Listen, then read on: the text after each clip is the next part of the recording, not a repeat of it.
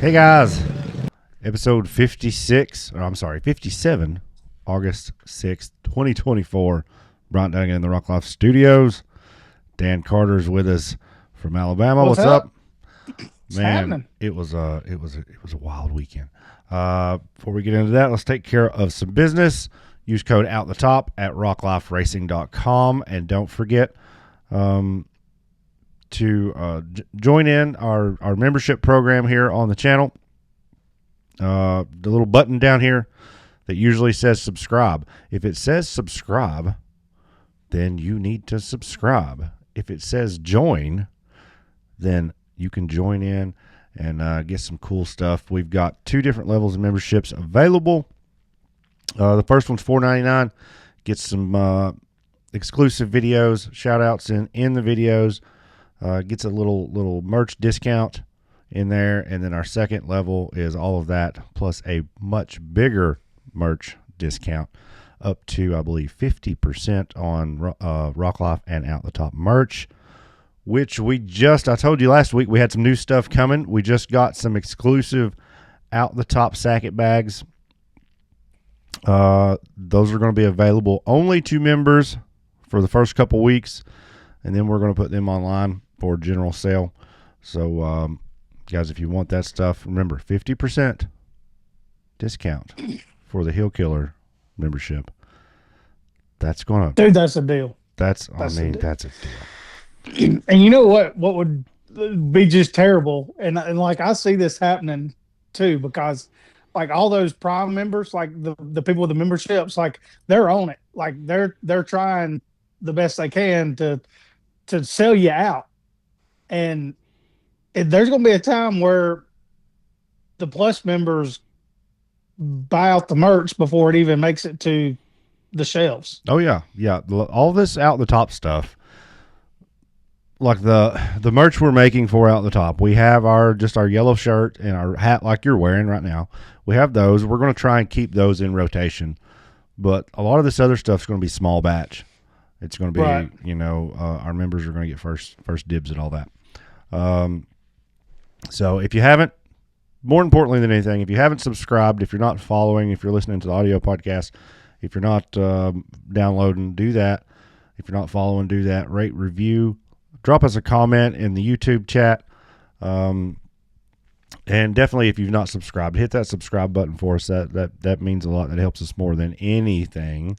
So, there's our business end of the show.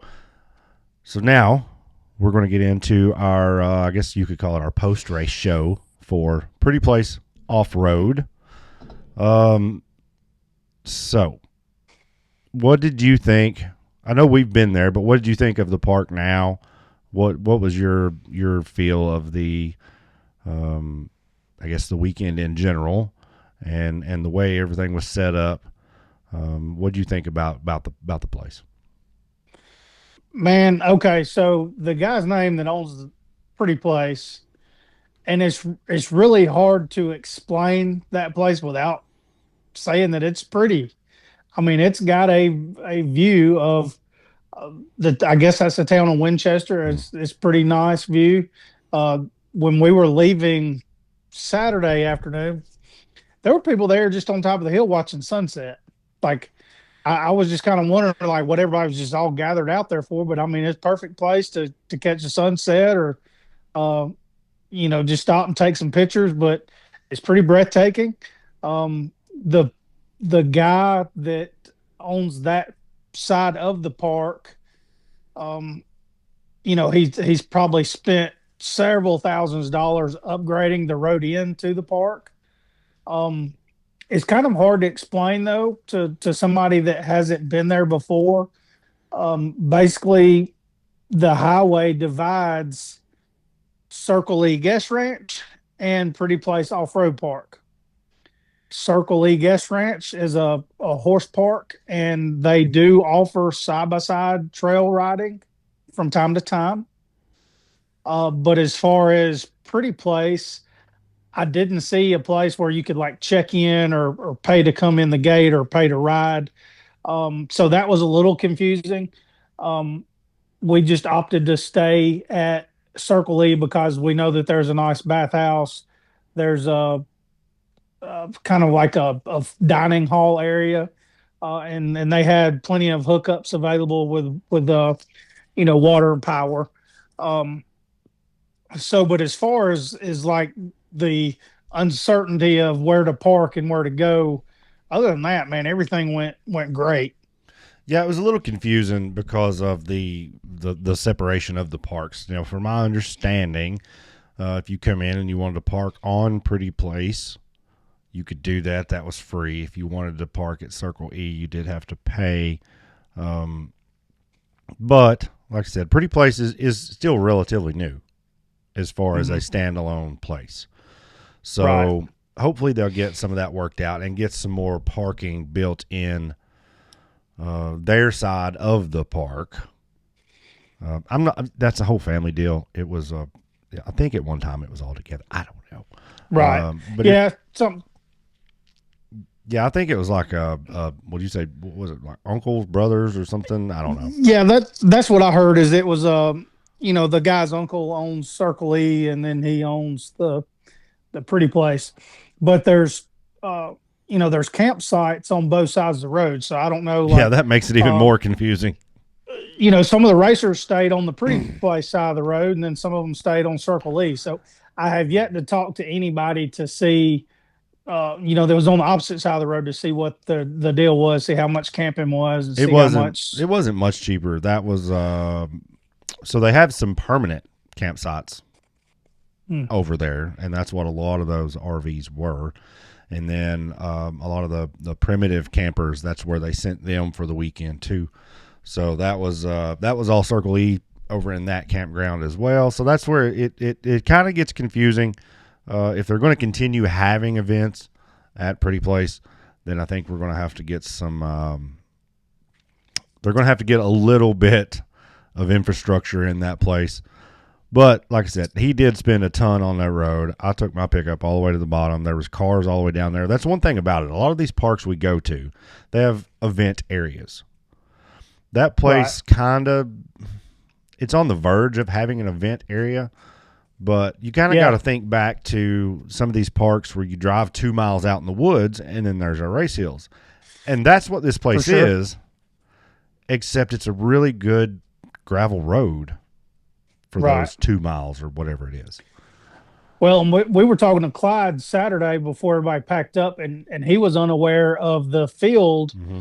this just past the race hill. So I feel like that'll probably be incorporated into the event parking next time. Not necessarily for like racer parking, but more or less for spectator parking, as far as the people that do drive side by side, somewhere to allow them to park, Well, maybe I the think pits or also he had talked about maybe making that field area the pits, right. and then scooting the race hill down a little bit, getting spectators a little more in front of the hill area, opening that up a little bit more. So for you people listening on the audio that haven't seen the videos, we had a pretty big race area, but the spectator area was all on one side. Like you Right. couldn't get in front of the hills; they were all on the side of the hill. And we'd like to be able to rotate that around and get the spectators more in front, and give them a little bit more room to spread out, so they're not having to sit, on a hillside. So when we go back there, if we go back there, it might look a little different, but that's the new park blues. And Right. if that's the worst thing we can fuss about the facility, then hey, that's a win. Right. And that man has so much potential, so much Yeah, potential. I really feel like we'll be back next year. yeah, I think we will too. It was a nice place. Um, so we get there Friday morning. I got there, fairly early Friday morning. Got down to the hill, got parked, got set up, and we were getting close to race time, drivers meeting time, and the skies just opened up. I mean, rain, wind, lightning. We just had got our little booth, which we didn't have much. We just had some hats and shirts. We just got our little booth set up, and I looked up and I seen the sky was getting dark, and I'm like, I better ratchet strap this tent to something. So we ratchet strapped our tent down to the trailer, and then the other side, I didn't really have anything, so I had a little ATV. Stuck it around to the other side, ratchet strapped it to the ATV, and no quicker than I cinched that ratchet strap down, the winds came. I was still grabbing a hold of my tent, trying to hold it down. I'm like, oh, God, here we go. Right. And it just absolutely, just poured the rain. I don't know how long it was, but it was long enough. We were standing in a river, had to put all our stuff back in the boxes to keep it all from getting soaking wet. And that made, that rain right there started what would be the longest Friday we have ever had in the National Rock Racing Association. Now, I want to go back. I'm going to tell on myself.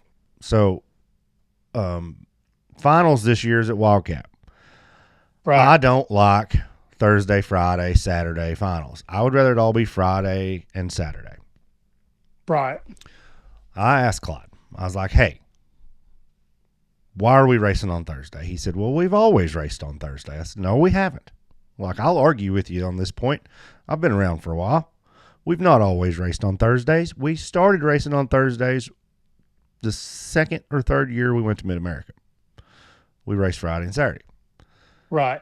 When we started getting put in time slots, you had to start at 5, end at 9, couldn't be a minute over. That's when we started racing on Thursdays. So I said, hey, why are we doing Thursdays? Let's get back to Friday and Saturday. He said, we'll never get done. And in my head, I'm thinking, why won't we? Like, we do this all the time. We can get 2 runs each class done every day. Then Friday happened. We were almost 8 hours getting UTV stock and UTV Unlimited and VIN class finished. Right. So I'm going to eat my words on the finals thing. Maybe Thursday's not so bad. Because you think if you get 4 runs for UTV Unlimited, 4 runs for UTV stock, 4 runs for the youth, 4 runs for bounty, 4 runs for the bouncers. I don't know if we have inclement weather. Right. I don't know if we can get it done in October in 2 days. Yeah, and it's been known to rain at Wildcat. We've seen it in the past, and it's similar to Pretty Place. Like it all rushes off the hill and it soaks and sets in the flat areas. So, the parking for the spectators won't be so bad. The vendor area won't be too bad since it's gravel, but the pits will be trash. Yeah. So I'll eat my words on that. I even told somebody the other day, I said, I'm going to ask Clyde and see if I can't get that, see if we can't work on that, get rid of that Thursday. And now I see his point. If we have the same style, listen, Kentucky and Tennessee pulls the best car counts anywhere. They just do. Right. Yeah. They just do. And if we have anywhere near that kind of car count, like we had at this event, if we have that for finals or anything close to that, that's going to make for some long days. Yeah. And you got to think too, you've got 25 cars in one class having to run 4 rounds. That's 100 runs per class. Yeah. That's a lot to have to do in a couple of days. Yeah. I see where he's coming from. Like, a few years back when there was only 10, 15 cars, I feel like that's very doable. Even if we were to have inclement weather, I feel like we would still pull it off. But well, my only thought is when usually at finals, by the time we get to hill 4, our race crowd has dwindled a little bit due to parts failures, DNFs. Some people may not be broke, but they've already DNF'd a hill or 2. Right. What's the point? So usually our last run is a little shorter than our first run. Yeah. But you can't bank on that. Right. you have to schedule it as if you're going to have a full field running on Saturday, especially giving them, one run Thursday, you got all night to fix your stuff. You got two runs Saturday, you got all night to fix your stuff. So there's time periods there for everybody to get back together. So we may still have a pretty good sized crowd come Saturday at Wildcat. So I get it. I get the whole. I don't want to. I still want it to be 2 days, but I get the reasoning. I told him, I said, well, if we can't have two runs on Saturday, we need to find a way. Like if it's going to run short, we need to drag this out. Like because I'm thinking that as a vendor in the vendor area, I want Saturday to be a long day because that's when all the people are there. That's when everybody's there trying to look for parts and accessories for their razors. That's when you sell all your tires and wheels and things like that. So I'm like, we need to stretch Saturday out and make it long. He's like, hey, we got a banquet at 8:00.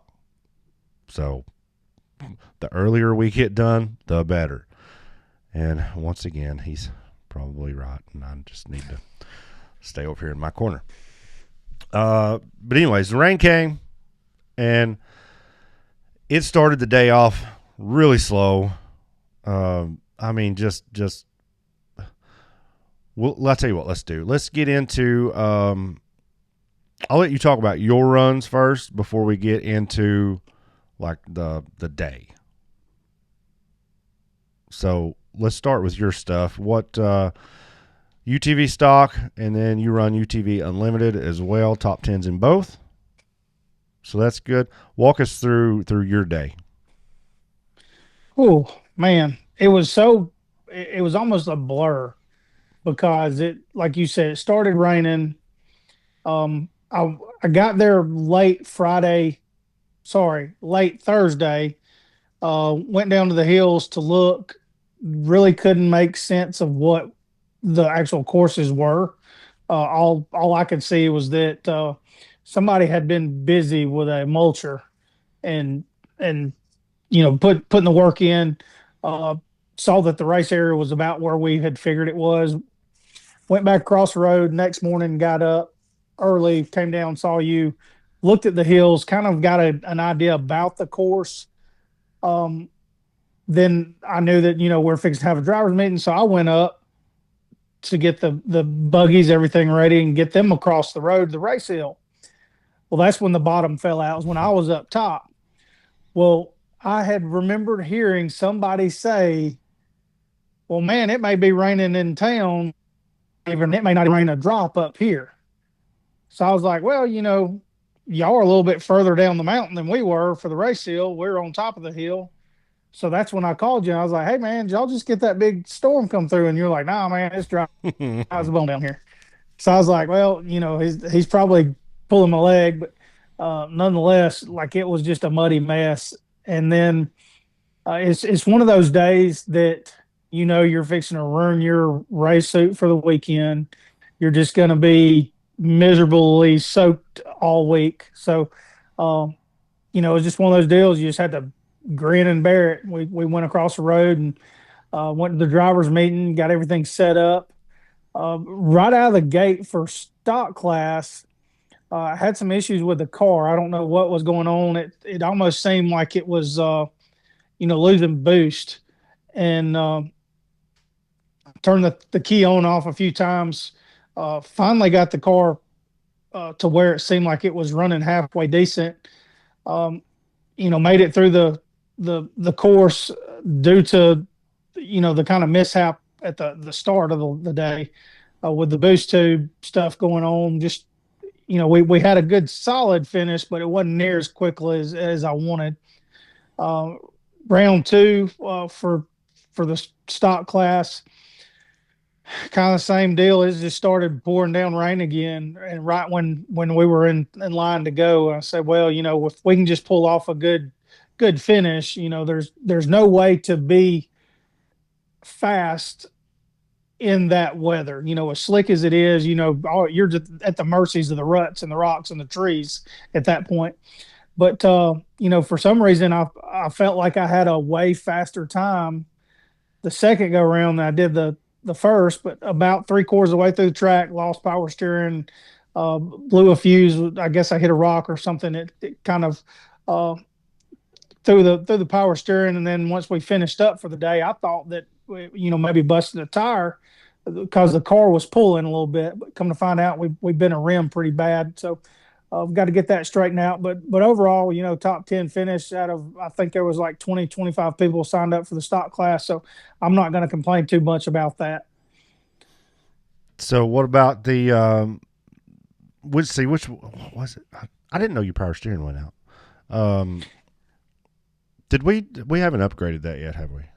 No, we have not. We need to put So that 600 that's in there. Yeah, we've got one on the shelf, and we're gonna try to stick it in there before next race. Let me get that 600 in there. So it was the stock class.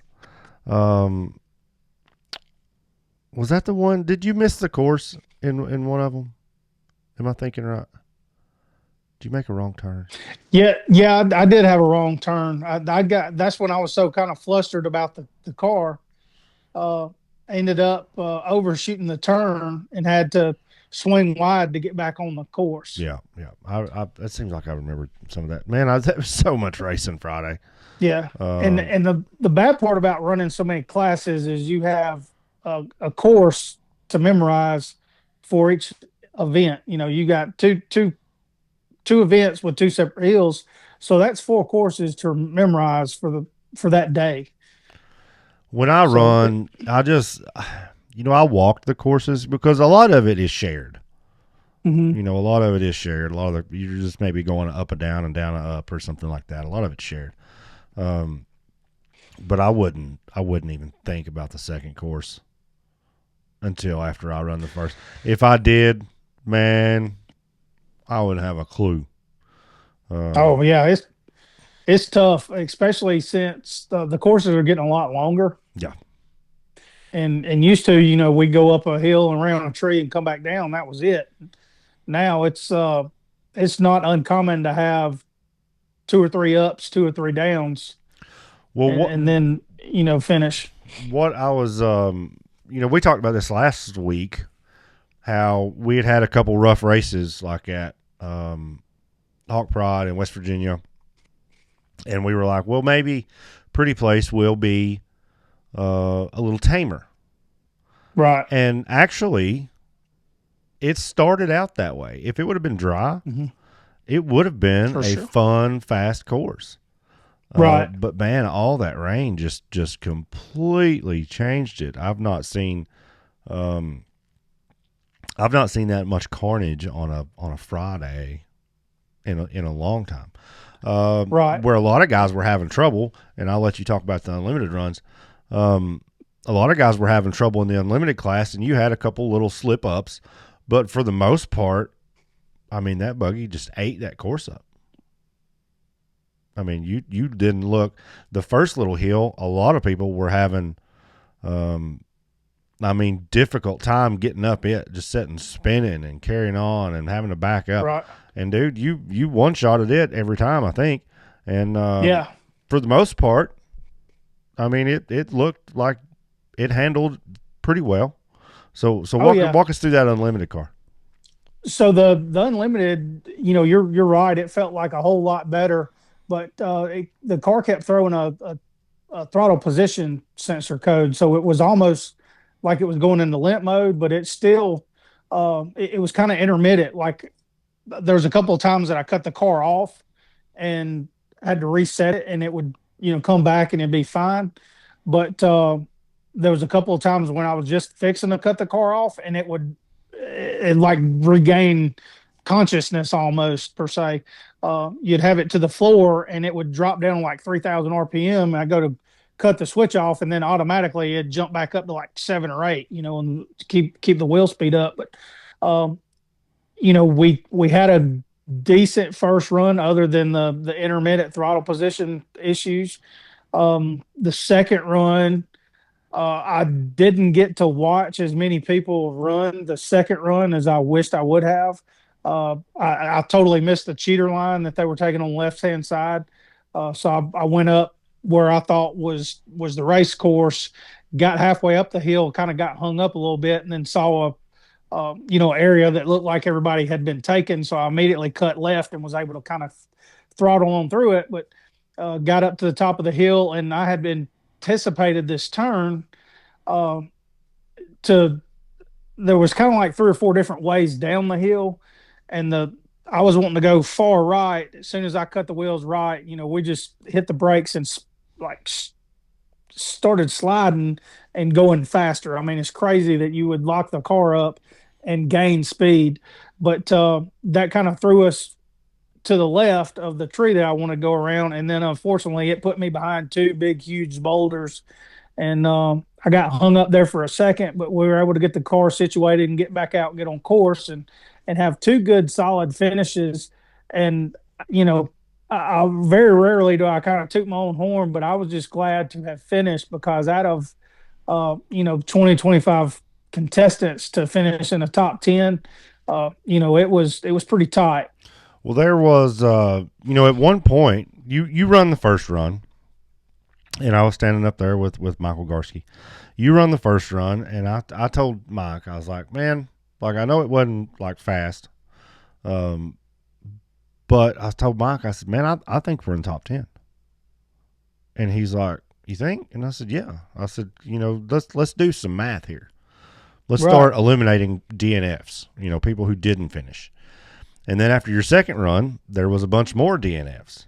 And at one point, you were actually setting top 5, top 6 for the day. Right. And then there were some late entries that run last. Once they ran, it kind of knocked you back down a little bit. But out of the pre-registered people who were on the actual entry list,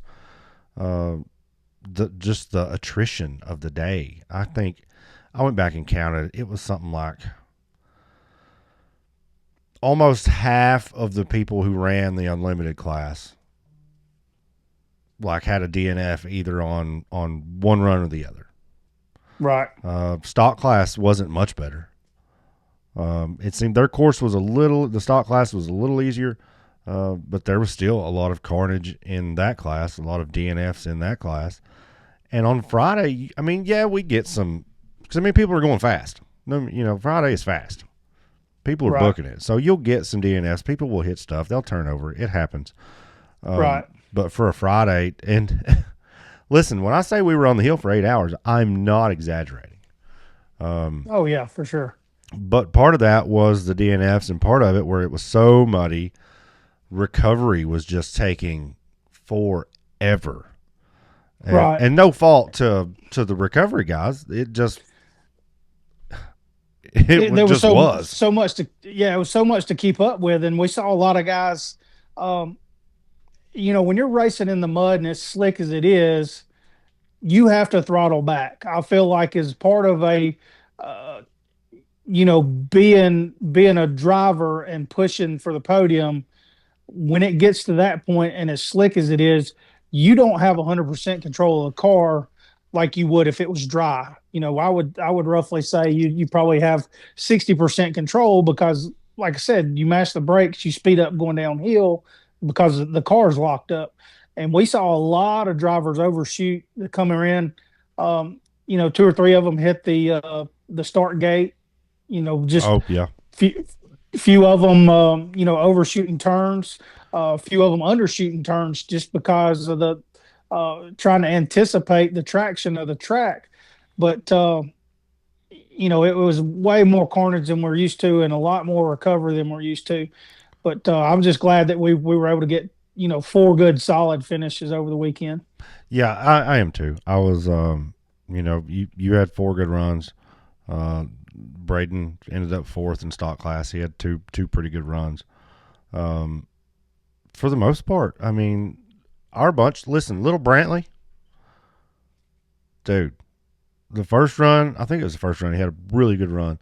The second run, he got up on a rock and had a hard time getting over it, but the fight in that kid, like, right. I could hear Dustin his dad on the radio hollering at him. I could hear him and I could see him, and I could tell Brantley, I could tell he wasn't going to quit. I was just afraid he was going to time.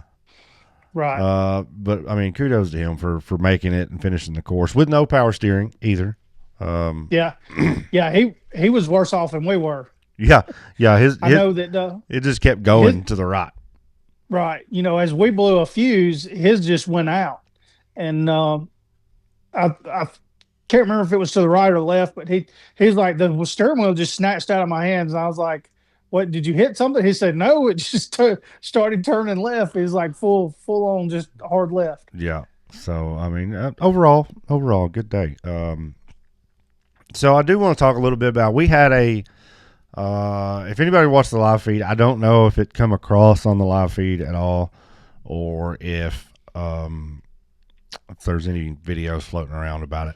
But we had one of our stock UTVs turn over on the hill, and we had some guys run out on the course, and we had some bickering between those people and the people trying to keep them from going on the course. My question is, it's not really, it's a question and a statement, I guess. So do we, I'm trying to think how to word this. Do we, as a series, get lax in some of the things that we do because we've all done it so long? So when I say that, like, we know, right? As people who come to most of the races, we know you don't go on the race course unless you have a safety vest on or wearing a fire suit, which that makes zero freaking sense to me because just because a guy's got a set of fire suit pants on in a cut off t-shirt, I don't get it. But anyways, so we know those are the rules. Right. Our spectators who don't come to every event don't necessarily know that. Right. So my thoughts are, before the event, I think we need to have do a little safety briefing with the spectators. I think that's a good idea. Before they play the anthem. I mean, we've got Zach who loves to talk on the microphone. But now, listen, this has got to be something that is taken serious. It can't be a joke because if it's a joke, people are going to not take it serious. Right. So if we're going to have this, and I think this might be where we put Clyde or somebody else on the mic and let them speak for just a few minutes. Hey guys, appreciate everybody for coming out. We have a few ground rules we want to go over before the event. Yeah, if you're a spectator, please stay behind the tape no matter what's happening unless you are this or this. Yeah. And I think at that time, Zach could be serious enough to where he could display that because, I don't know if he does say, well, yeah, but like, I think it's just one of those things that need to be stated because we saw a lot of new cars. I think there were like 6 or 7 late entries for there's a bunch of new names, stock and cup. So those people don't necessarily know. It is a big deal for all of us because we know that it has to do with insurance reasoning and the fact that we're on live feed. So I think it goes without saying to most of the racers, but still, just to do a disclaimer for the crowd, I think would be good. Good thing to start doing just before the show were to start. Yeah, I just don't want, and I mean, I get the reason. I understand why the guys come out to try and help the one that was turned over. I get that. I understand it completely. I just don't want, there's no reason for us to be having to scold spectators for crossing the tape. Right. We need to put things in place where that's not an issue because we don't need to be arguing with spectators over anything. Right. Really. I mean, and on top of that, I'm going to, I don't know if I want to talk about this now or not. So we had another little deal that day too. I don't want to get into the nitty gritty about it, but I do think that like I said, I think we're so used to doing the things that we've done for years. I think that sometimes we get lax, and I get it. We don't have the resources or the people needed to police some of these things and keep some of the things in check. But we had another incident on Friday involving some people in the pit area. And most of you guys that are listening to this are going to know what I'm talking about, so I don't need to say it. But for you people who don't know, we just had a deal that happened, and it was completely unnecessary. For sure. I mean, 1,000% unnecessary. But here's my reasoning on why it's unnecessary. Is technically in the pit area, and this is this has been a thing. It seems like every race I hear something about somebody either crossing the tape or standing too close to the tape or being somewhere they shouldn't. So when you sign up, you get a +1. Yes, we get. Listen, anybody we want to bring, it don't have to be our family. Right. You get a +1 to come with you to help you. Their job is to help you in the pits. There's a reason you get a +1. It's a crew member. It's not just a random. You know, that's what it's meant for. And those are the people who are supposed to be in the pits. Right. Not you +1, your brother, your uncle, your mother, your neighbor, your uncle, your dog's babysitter. You know, you don't get to bring 15 pit vehicles in there with you. And this incident that happened, I don't want it to get to the point to where people can't come look at the machines up close, because that's part of the thing too. I mean, these people want to get up and look and walk through and see the machines, but I wish we could find a way to, especially at that place, because your pit, to get to your pit, you basically had to walk in front of the starting line. Right. So I wish we had a way to help police the amount of people who were in there that shouldn't be, I guess. I don't know. Right. Or tape, use a little bit more tape. I mean, there was a lot of ridiculousness going on this weekend, but the one that trumped everything for me, being a racer, sitting on the start line with, my rock bouncer running, sitting there trying to time the engine temperature, waiting for the live feed commercial to go off, and look up and see that I'm having to wait on a fucking idiot and his old lady walking back from the concession stand to walk 100 yards to get off the damn race course. Yes. I see. This is the thing. I don't know. I get it. The area we were in was difficult because of the shape of the race hill, where we had the pits, where the spectators were. And I get everybody didn't want to be piled up on that one side. But you've got to understand your surroundings. Well, and have like, it all boils down to being a good person and having common courtesy for your neighbor. Yeah. No, that's all it is. But it's just, there's too many, like I said, there's we had to wait I don't know how many times for people walking on the course, but there was 500 too many people in the pits. Yeah. I know there were some media guys there on the bottom of the hill in the pits.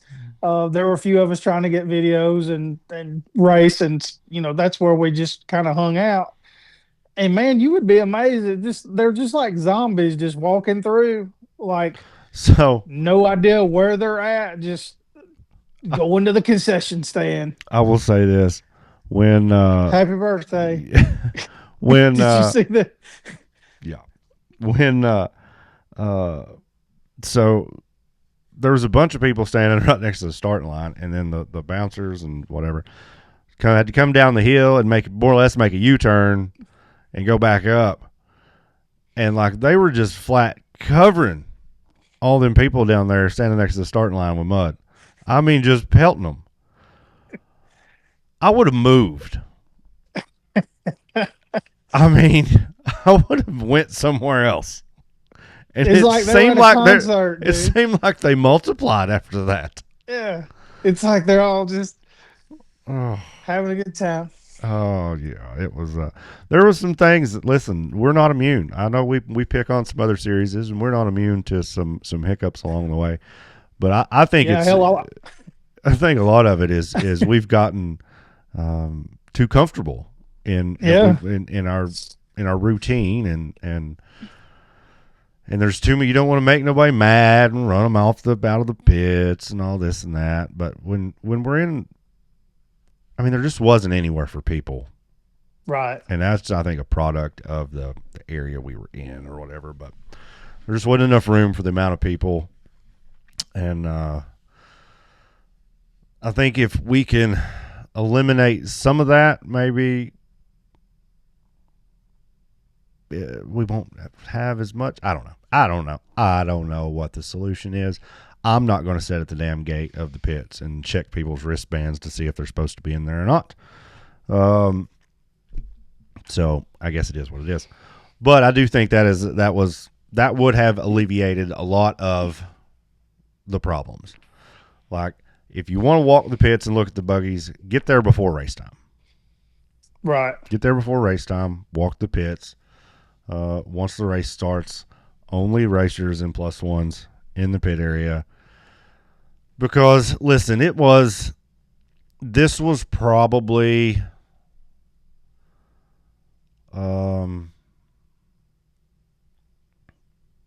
probably the most unsafe some of our people have been in a long time.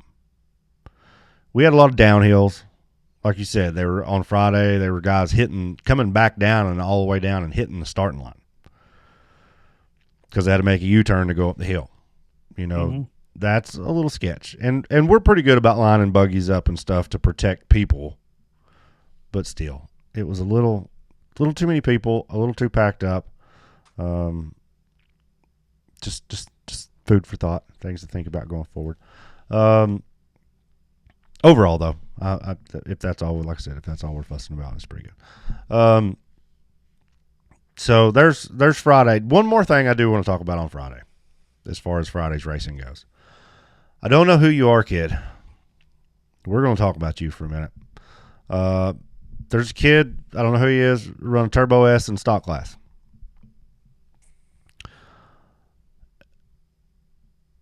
I know we've said it's hard to remember the courses. And anybody who misses a turn on the course, I'll give you a pass. You screwed up. That's okay. Everybody does it. However, if you miss a turn on a course and there's a media guy standing in the middle of the road, chances are that's not the race course. Right. Not that I've been doing video for a long time, but I feel like I'm smart enough to not stand in the direct path of a race buggy. For sure. I'm pretty sure Clyde and Knox and Bill would all yell at me if they thought I was standing in the middle of the race course. They would be like, "Hey, dummy, move." So I don't know who this kid is. And Turbo S start the second round of the stock class. So you went up, you come down, and then you were supposed to go back up. Kid never attempted to turn left to go back up and decided that punching the gas and driving directly at me was the way he needed to go. And you guys can check it. We put the video up. You can check that on YouTube or Facebook. And if you look at the video, where the yellow tape is, way behind him, is where he's supposed to turn and go up. I'm literally standing in the middle of this road and have to jump. Me and another guy had to jump for our lives. And I'm pretty sure his tire hit my foot as I was jumping. Oh, my geez. Yeah. So, like, if you miss the course, I get it. You missed the course. Don't go barreling off at 40 miles an hour towards somebody with no intention on turning. Oof. We kind of know where we're supposed to be and where we're not supposed to be.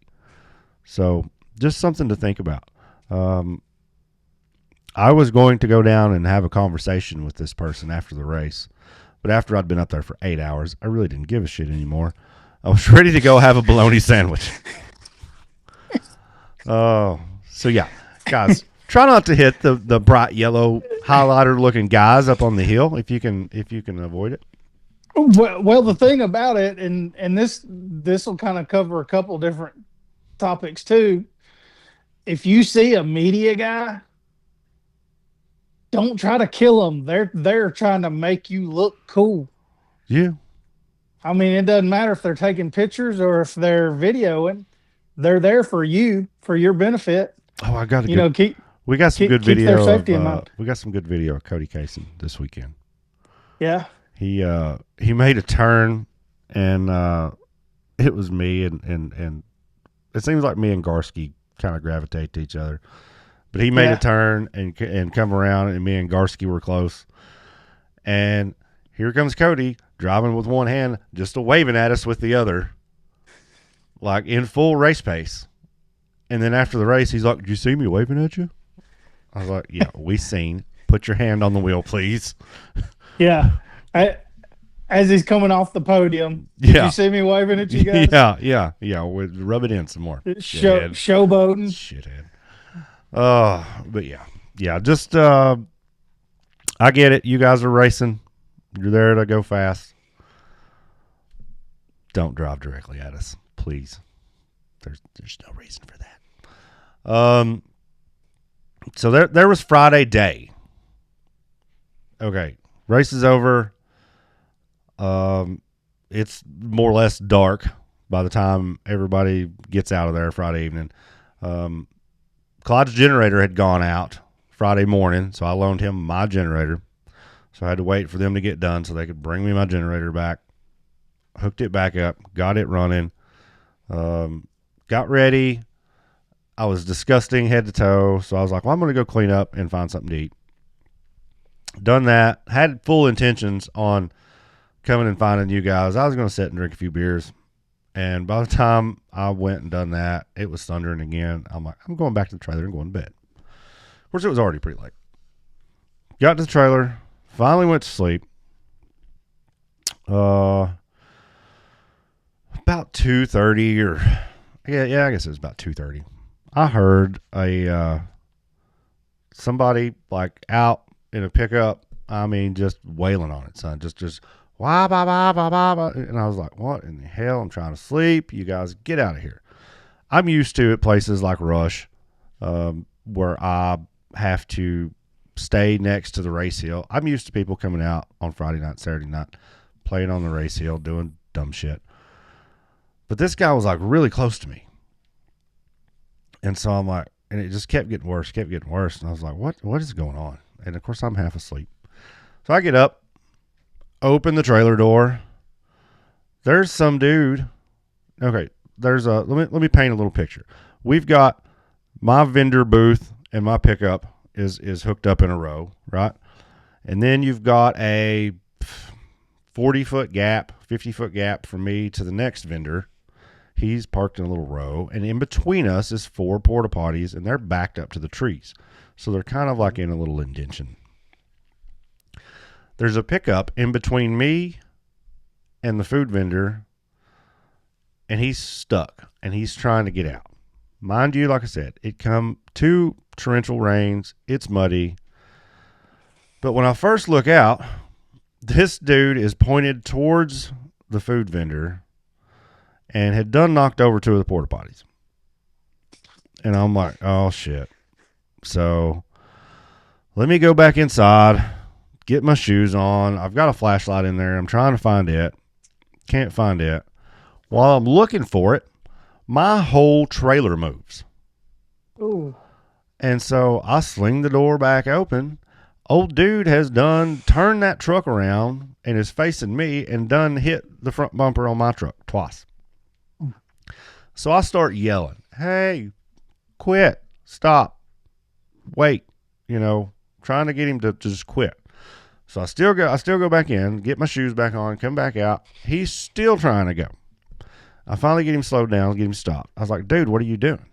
What are you doing? Like, and keep in mind, it's just me and him down there. It's just it. We're the only people down there.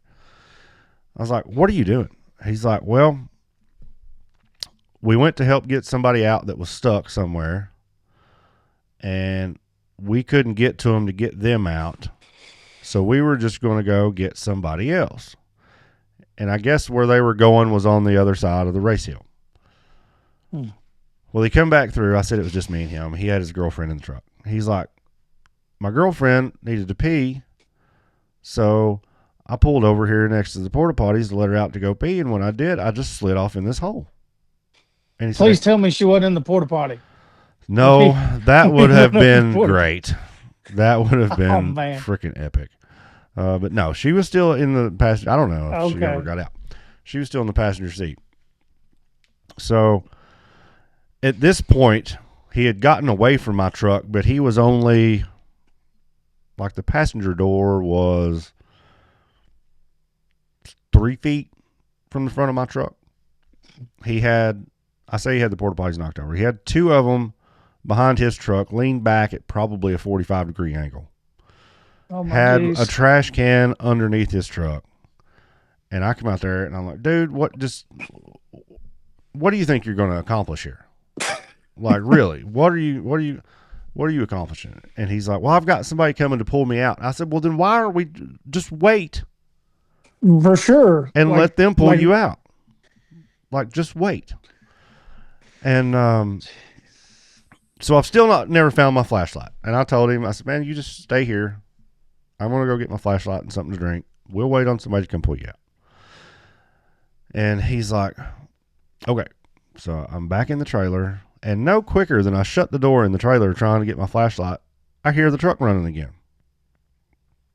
I go back out. Now he is not 3 foot from the front of my truck. He is 6 inches. And at that point, I told him, I said, hey, bud, like, I'm really trying to be as cordial about this as I can be because I know shit happens.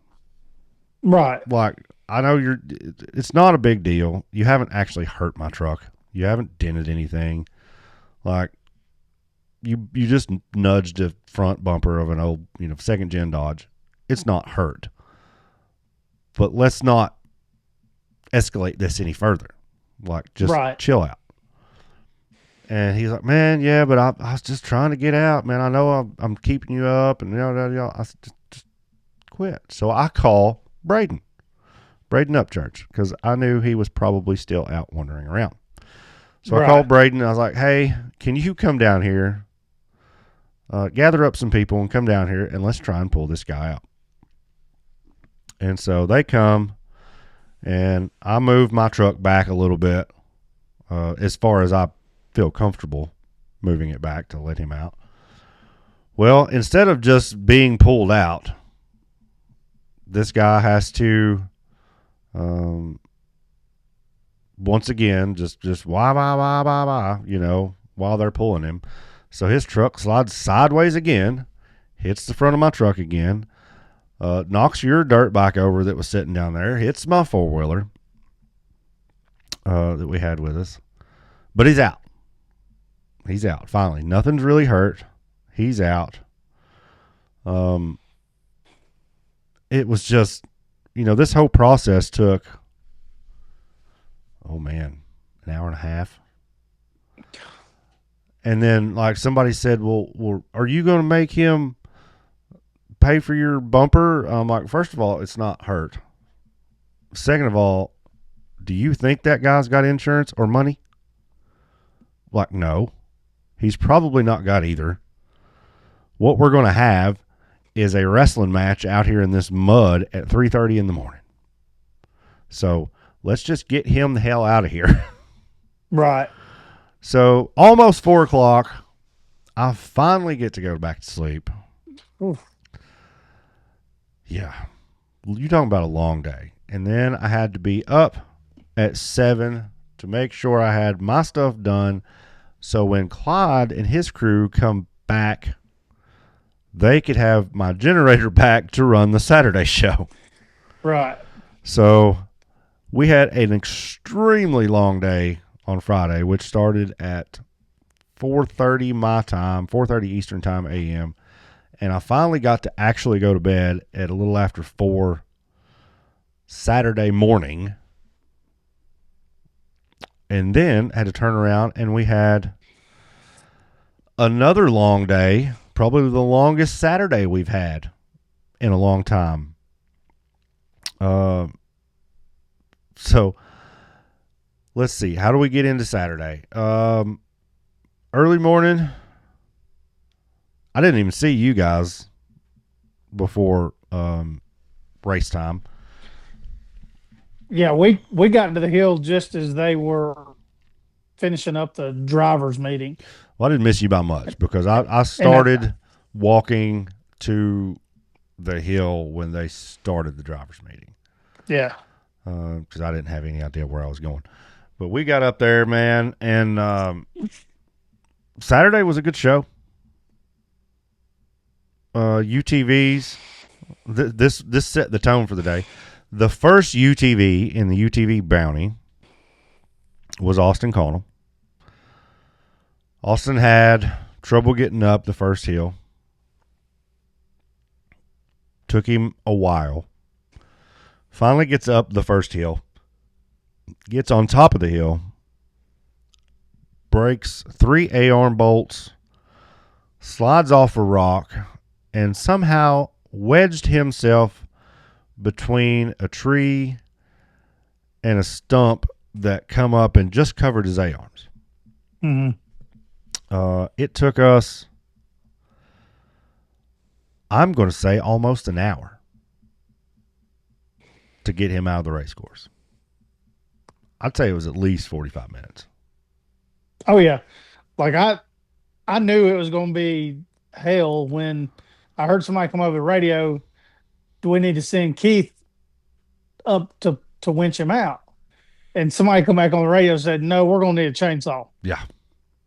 I was like, oh, it's going to be one of those days. Yeah.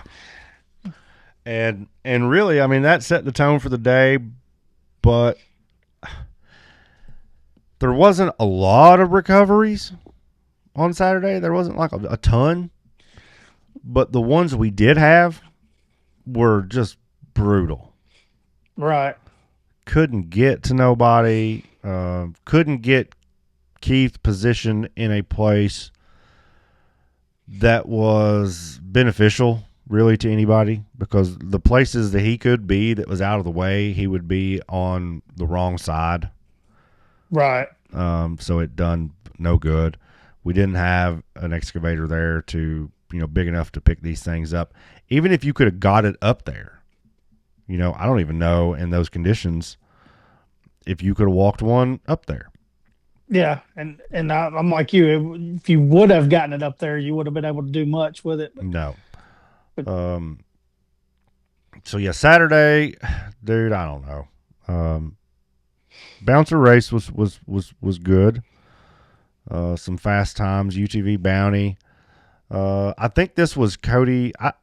Correct me if I'm wrong, and maybe you know, maybe you don't know. Cody Carlock.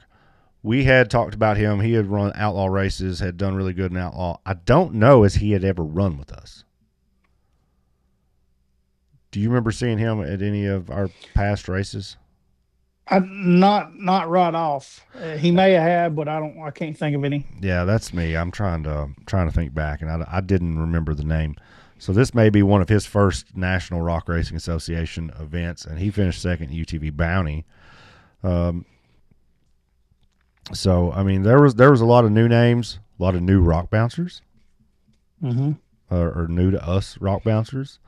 Some that had changed hands, and some new ones, and yeah. We had a Pro R running in the UTV Bounty class that done extremely well. Mm-hmm. So I didn't get a chance to talk to you about this. and I'm assuming I know you had some brake issues, but Thursday you were maybe going to run Bounty, and I didn't even know. I didn't even think to ask you Friday evening if you were going to run. So I'm standing up on the hill, and I'm like, I don't know if Dan's running today or not. And then I never seen the buggy come down, so I assumed.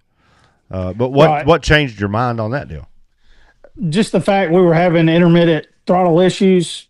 I know that there's either something going on with that position sensor or the plug, and I just didn't want to donate my money, knowing that there was a a gremlin in the wiring there for the weekend. But the course, I'd pretty much ran the course the day before doing both the UTV stock and UTV Cup, but we did have a little bit of issues with the brakes. Come to find out, that was a pretty simple fix. Just I used my gas pedal foot to mash the brakes, and it bent the brake bracket. I was trying to mash the brakes so hard. I was going down a hill, man, and it was just I hit the brakes and the car got faster. I mashed the brakes harder and the car got faster. I guess I thought I was mashing the damn gas pedal, but it bent the brake rod and the master cylinder. So I was able to get it straightened out, but we were still having some issues with the throttle pedal. So that would have. I know I kept looking for the car, and I was like, yeah. And then also, as muddy as it was, I'm like, he ain't running. Yeah. I've found out Jake Shaw calls them fair weather racers, and that's the guys that don't race when it rains. It's got to be the perfect weather for them to break the race car out. And after scrubbing all that mud off all day Sunday, I know why some of those guys prefer to leave them loaded up. Yeah, I don't blame anybody who skipped out on that mess. But the UTV race was relatively, I guess you'd say, relatively uneventful. Pretty straightforward. Bouncers, there was some twists and turns. Did you know about, or did you see? I completely missed it, and I haven't went back and watched the video. So I guess Nrra talked to him that Saturday. He came down and was telling me what's going on. So if you know more about it than I do, I'll let you tell it. I caught all this secondhand. I didn't even know anything had happened. Okay. So I was trying to record a little bit. I don't think that I was in the position to record right then, because the area they were coming down was kind of blocked to my view. But I just remember seeing Fordzilla coming down the hill through the trees, and just it looked like a damn monster coming through the woods, man. Just trees were moving, mud was flying, and it's almost, I thought he had flipped for a second. I couldn't really make sense of what was going on. And it's like the car stopped, like he may have overshot his turn and then backed up. I couldn't really get a good visual. And he come down and was walking through the pits. I was like, hey man, that was a pretty good run. I thought you lost it there for a second. And he said, oh man, you're not going to believe what happened. And he said it was a log. It's like a log came through the car. I don't know how it come up through there, but I guess he hit a log of the tire, and it just went right through the damn right hole, hit his steering wheel and the shifter, and put the car in reverse.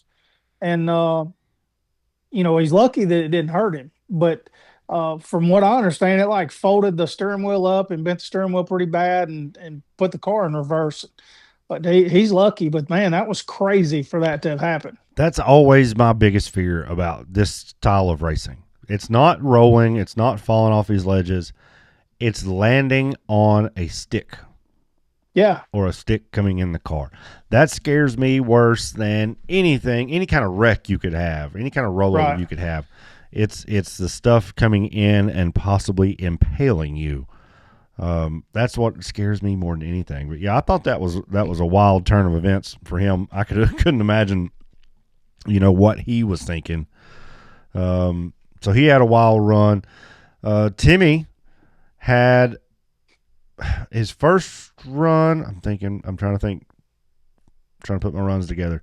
His first run, I think, was really good. His second run, he missed the uphill and had to do some backing up. Yeah, I'll see if I can send you the video on that I got. But that was man, it's just one of those things like you hit that hill and it just kind of threw you left. And it happened to several racers that day. Just that hill threw them right behind that tree. And it's almost like you could back up a little bit, but not much for fear of going off the ledge behind you. But yeah, you basically just had to kind of worm your way back around that tree. Well, that pretty much cost him the win for the day, I feel like. But also, how much of that do you think? And I'm trying to think running order. I think he run before Cooper. It was uh I know it was before Cooper, but I don't remember if it was before Daniel Heckley or after. It was definitely after Daniel Heckley. So the reason for you guys listening, the reason that this is important is those are our 3 points leaders. Right. And so Daniel laid down a smoking run. I mean, just fast. He put a lot of pressure out there. Timmy had a little backup issue that cost him his run, and I'm trying to remember how this all played out. But then when Cooper ran, Cooper gets almost done with the course and just misjudges a turn and lays his up on its roof. So how much of the of course, Cooper was your points leader coming into this event. How much of Cooper's goof and how much of Timmy's little goof do you think is pressure from those points? Because listen, the first half of the year, we talked about it. I don't think Timmy was really driving that hard. He was driving hard enough. Right. But I don't think he was driving as hard as he could. Now, this past weekend, I think he was getting after it. Yeah. So how much of that you think that those goofs are because of the top points battle that we had going on and still have going on? Yeah. I mean, I'm not going to say that it's not because the pressure's there. But the next race we have is Missouri, and that's a fast course. So, I'm going to go ahead and call Timmy's going to win Missouri. So I feel like the battle then is going to be between Daniel Heckley and Cooper Bentley. I think with Cooper's DNF, Daniel is in the best position now if he can finish out the year strong, which we have 3 more events left. If he can finish out the year strong, he is in the best position to capitalize. I don't think any of these guys beat Timmy straight up. I think there has to be a DNF involved before somebody will get back in front of Timmy. But listen, he's had 2 or 3 this year already. He's had some hiccups here and there. So I think he's as vulnerable this year as he's ever been. But they're just going to have to keep applying the pressure. But like you said, yeah, I think next week when you get to Missouri, you get in that short course. That's really, man, that's where 100 Shot is just going to scream. Yeah, for sure. And he's going to make up so much time on that short course. It's just unreal. I want to give a shout out to, and I feel horrible. So everybody knows Matt Holt. We say his name a lot. Usually when he runs, I don't really record it because I don't put it in the videos because he usually doesn't give it the full effort. He has limited budget. We talked to him after the race. He has limited budget. His parts won't hold a good beating. So he's kind of careful with the car. So a lot of times I don't even film it because I know I'm not going to put it in the video. So when he ran the first run, got a moth flying around me. When he ran the first run Saturday, I was sitting in my chair up on the hill editing some video. And then I heard his buggy open up, and I turn and I look, and he is flying up the first part of that race hill. And me and Matt Myrick and Bub Meadows all looked at each other like, what in the hell just happened? Like, Matt was actually giving the old hyperactive buggy the beans. I've not seen him drive like that in quite some time. And then he gets to the top of the hill and hooks it around a tree on the easy part of the course. So I was excited to see him actually be able to just go for once. Right. You know, the whole crowd was just, when he went up that hill, everybody was clapping and cheering. You could hear everybody at the bottom just hollering. Like it that excited the crowd more, I think, than any run during the rest of the day. Right. You've heard the old saying, drive it like you stole it. Well, he was driving it like somebody else stole it. Yeah. For sure. Yeah. And if y'all ever need to kill an hour of your time, ask Matt Holt what happened to his rock bouncer last week. So Saturday was a pretty good show. Let's go to, I forgot to write this in my notes, so I don't know who it's going to be either. Let's go to our out the top winners and our on the hook winners. So for our out the top, for you guys that don't know, is somebody who may have over exceeded for the week, or just somebody who did really, really good for the weekend.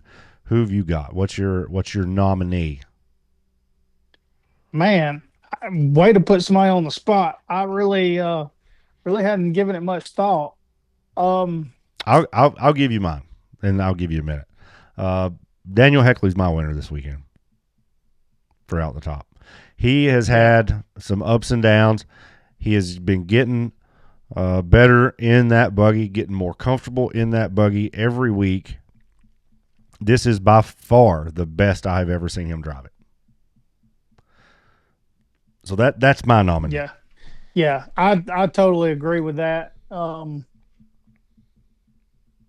And pulling off of the win for the weekend, yeah, I definitely say he deserves that. Yeah, he drove that thing. It was on rails.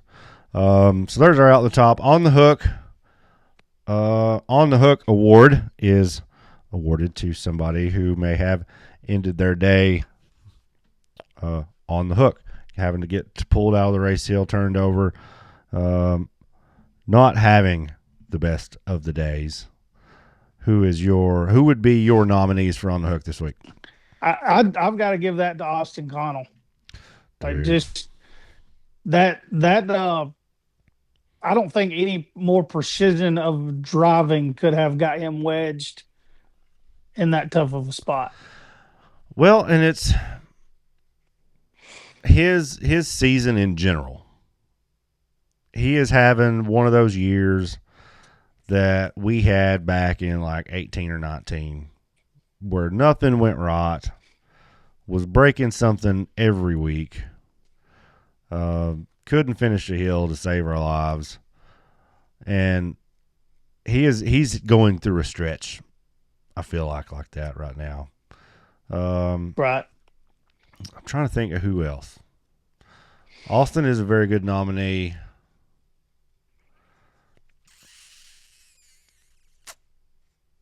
Yeah, we'll go there. I mean, he did call us an hour delay first run on Saturday. So, yeah, we'll give it that to Austin. Austin Connell, you are our on the hook winner. You do not get the prize. You get to say you sucked all weekend long. So there's okay. that. So I got a new one. I got a new one for you. What we got? Okay. So if we got out the top and we've got on the hook, and then we're going to do another quickie called banned from the park. Okay. So the top three that's banned from the park is going to be the drunk driver that hit the truck in the porta potties. Yes. uh, the concession stand couple Yes. or the Turbo S Massacre driver? Oh no, we're listen. Who's getting banned? Who's getting banned? We're banning the guy that kept me up all damn night. Listen, get that mother out of here. All My right. way or the highway. Yeah, yeah. We're kicking his ass out. All right. So before we get into the rundown, we're going to play a little game. You know nothing about this. It's not really a game, but it's Olympic week, right? Olympics are going on. So I have picked 5 Olympic sports. I've picked 5 Olympic sports. I'm going to name them off, and you have to tell me, out of all of our drivers, if you had to go for gold, who you pick to put on your team to go win you a gold medal in these 5 events. Oh shit. Yeah. Okay, here's the kicker. Is Snoop Dogg attending these events? Ooh, yeah. Snoop Dogg's everywhere, man. Because that may make things different. I may choose my team differently. Snoop Dogg's at all the events. He's everywhere. All right, so I got 5 events. We're gonna pick. You're gonna pick out of the National Rock Racing Association drivers who you would send to your who you would send to get your gold medal for your team. So our 5 events. I'm going to tell you all 5. That way you can be thinking a little bit. So your 5 events. Listen, the first one's a layup. I gave you the first one as just a layup. So your first one is BMX freestyle. That's a layup. Your second, I don't know any of the names of the actual events, but I just went with equestrian. Your next event would be weightlifting. Your next event is the 100-meter dash, and the last one is the triathlon. Those are your 5 events. Okay, this is easy. This is easy. I've got 4 of them. One of them I'm not sure about. I've got 4 of them, but we'll let you start. Who you got? Who's your BMXer? That's a layup. Okay, that's DC. That's got to be DC, right? That's got to be Yeah, DC. yeah. He's BMX background. Yeah. So that was the layup to get us started. So our next one is the equestrian. I think I know where you're going with this one. Bree all day long. Yep. That's our see. I'm leading you in. I'm feeding this to you. Your weightlifter. Man, I'm gonna go ahead and I'm gonna blow everybody's mind with this one. But once I say the name, you're gonna be like, oh yeah, all day long. Keith Toolman. Dude. Hadn't thought about that. Yeah, he lifts all the heavy weight around there, man. Dude. There you go. Yeah. See? You're a good coach here. 100-meter dash. Man, okay, so this is where it gets tricky. I know where I'm going. Okay, you tell me who you're going with. Cody Kaysen. Oh man, that is definitely a good one. Have you seen that boy run up them hills after somebody Okay, turns over? okay. Well, I'm gonna I gotta steal him too. Yeah, because I'm gonna go ahead and tell you, whenever I flip over, it's between him and Bill that's the first ones there. Yeah. I mean, usually as a driver, if you turn over, the first person you're going to see is probably one of the camera guys or one of the recovery guys stationed on the hill. Yeah, And then the next person is Cody Kaysen. for sure. Yeah. So that's my guy. Who is your triathlete for your? Okay, my triathlete's easy. That's Brandon Davis, stock class, cup, and bouncer. Dude, this was too easy. All day long. I set you up too easy. Let's go one more. Okay. Let's go one more. Oh,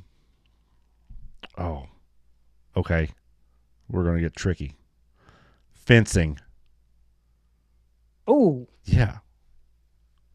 Who would win in a fencing duel?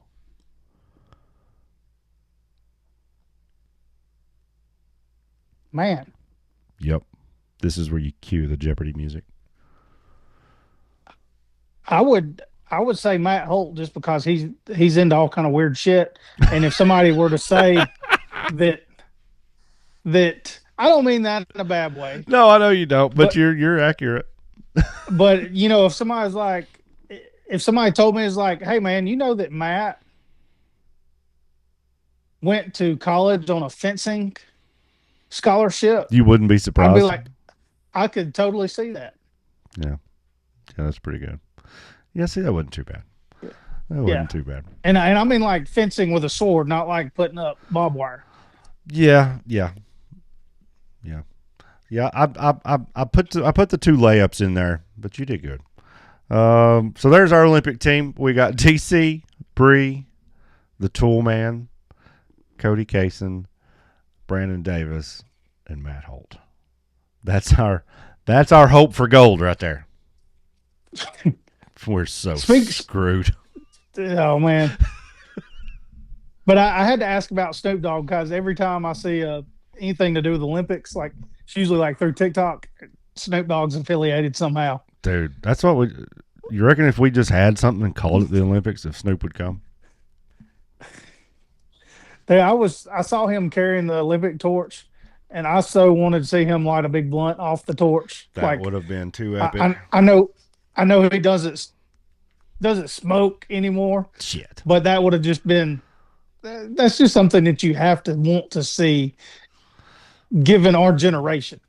Uh, Snoop still smokes. Uh, Jesus Christ. All right, let's get this over with. Let's go to our rundown for. Unless you got anything else. You got anything else? I'm good with a All right. rundown. Let's go to the rundown for round number 7 of the National Rock Racing Association at Pretty Place Off-Road Park. Where you want to start? Let's go with UTV stock. Rock Life Off-Road UTV stock class. Round 7 was Cody Kaysen was your winner. Dylan Dowler in second, and Coy Chappell in third place. Cody is your series points leader. He has 654 points. Second place is Brandon Davis with 583. Dylan Dowler with 576.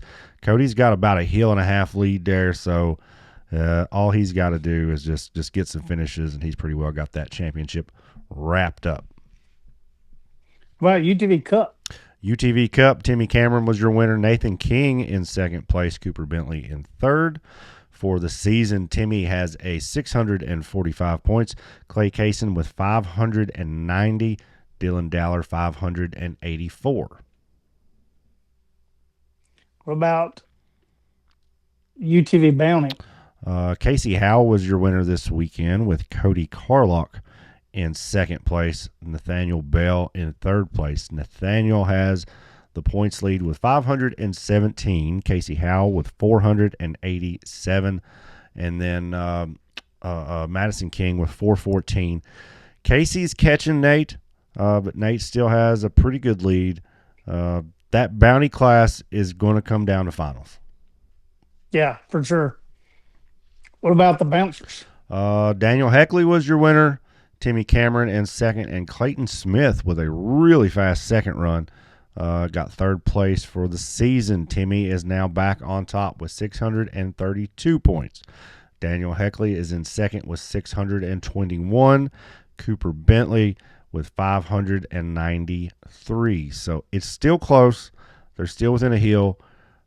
Anything can happen the rest of the season, and that is not done yet. That Bouncer Championship, one hiccup, one parts break, one malfunction, one driver error, and the whole top 5 in that is still in it. I think Nrra is still sitting in the top 5. Can't remember who's fourth exactly, but that is a top battle. Oh, for sure. Guys, our next race is in Rush Springs Ranch in Missouri. That's coming up here in a few weeks.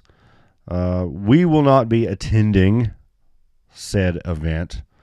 We're saving all our airline miles for later in the year. So we won't see you guys there. We'll be back before then. Once again, if you've not subscribed, please do so.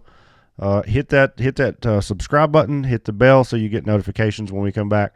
And if you've already subscribed, if you're interested in getting some exclusive content, hit the join button and get on that membership level. We'll be posting deals on there all the time. We've got some videos up already for the members. Got it. Great weekend at Pretty Place overall. Cool race, big crowd. Hope we can keep this momentum going the rest of the season. Guys, we'll be back next week on Out the Top. Daniel. Stay easy. Stay easy.